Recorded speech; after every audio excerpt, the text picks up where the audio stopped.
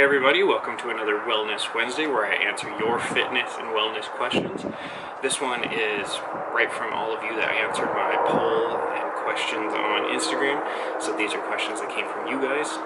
As always, if you ever have any questions, hit me up on Instagram or in the comments below, and I'll get back to you as soon as I can.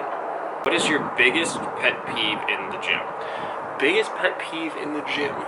Biggest pet peeve in the gym would have to be when people are sitting and using up like a rack or a machine or whatever and not actually working out. Now you do need to rest in between sets, but when you're just sitting there for like 5, 10, 15 minutes not doing anything while the rest of us are kind of like waiting, huge pet peeve. Why am I the way that I am? Because I was raised by the streets.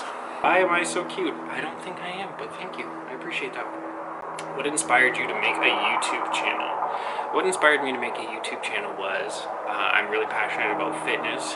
I mean, it's hard now because, you know, we're all in quarantine. It's a little bit harder to work out, but I was very passionate about the gym and nutrition and wellness as a whole. It kind of started back when I used to be very overweight and I had to put in a lot of effort to get down to a more reasonable body mass. So I fell in love with the gym, and I did that for about 2 years. And then this is my 3rd year training, and I decided, hey, you know, this is a passion of mine. Let's see if people want to follow along, want to get some help, because, you know, when you first start out, there's a lot of misinformation about there. The best workouts, the best nutrition to follow and all of that, and try and make it, you know, a little bit more entertaining, add some fun to it. So that's what inspired me to make the channel. Top 3 songs to work out to. I'm gonna do 6 songs because there's 2 different types. 3 songs for weightlifting, I would have to say, is Cold by Kanye West, Codeine Cobain by Juice WRLD, and Ransom by A Boogie with a Hoodie. Cardio, I'd say I'm Not a Regular Person by A Boogie, Go Hard, Kanye West, Champion by Chris Brown. How do you stay motivated? Oof, that's a tough one. How I stay motivated is I set a specific time that I work out at every day. So I wake up at 9, I'll take my pre-workout and I'll take a little snack to kind of fuel me for the workout. And every day that I choose to work out, which is 6 days a week, I'll start working out at 10 a.m. So it becomes a routine. And once it's becoming a routine, you kind of get more in the mindset like, okay, gotta get up. Or if you choose to do it in the evening, when you set up your time, you'll be like, okay, right at this time I'm going to work out. And you force yourself for that hour, that 45 minutes, and you're like, okay, I'm going to work out. I'm going to do whatever I need to do, and then I'm done. For the first week, maybe 2 weeks, it's getting into that zone of like, okay, now I got to do this plan every day, or every day that I choose to work out. After that, once it's become a routine, it just becomes second nature. You're like, oh yeah, it's 10 o'clock, time to hit the gym. Go hit cardio or whatever your version of workout that you want to do. Some people like yoga. Stay motivated long term, because after a while you're going to be like, okay, why am I doing this? You need to pick a goal. Like my first year of training, my goal was to drop 30 pounds. I didn't realize how overweight I was. I ended up dropping 70 pounds. Training, it was okay. Now that I've lost the weight, let's put on some muscle so that I don't just look scrawny. So that was my 2nd year of training. My 3rd year of training this year, I was like, okay, you know what? I've put on some muscle, I've lost some weight. Now let's really tone up the ab area and start to show some abs. So that's what I'm trying to do now, which is really hard nutrition-wise. The working out part is not as hard for your abs. I mean, they'll respond pretty well to training. It's the nutrition to kind of shrink the fat around the abdomen. So you have to find a short-term goal for you that works. So say, like, you know, for the next 30 days, I'm going to do 100 push-ups every day. You're like, okay, short-term goal. But then you also got to plan a long-term goal. Like, okay, by the end of the year, or by the end of 4 months or 5 months, say, you know, I want to add 10 pounds of muscle mass, or I want to lose so many inches to, like, fit into, you know, a certain pair of jeans or clothing or something like that. You got to pick short-term and long-term goals to stay motivated. Why is CrossFit the best? It's not. I will say CrossFit is the best if you're really focused on upping your cardio, because it's just pure works you till exhaustion. So for that, CrossFit's the best. What is your favorite way to waste time? Definitely gaming. Always been a huge gamer, so I love to throw on the Xbox, throw on the PC, play some games. Right now, I'm really into COD Warzone. Probably a lot of you guys out there watching are as well. So those were all from my Instagram. These ones are from my friends that have texted me. Can I chrome squat rack? Absolutely not. You will be crucified and hung up on the squat rack.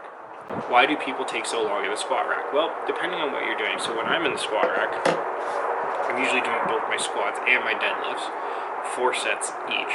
So, and you also have 2 warm-up sets to kind of get your body ready.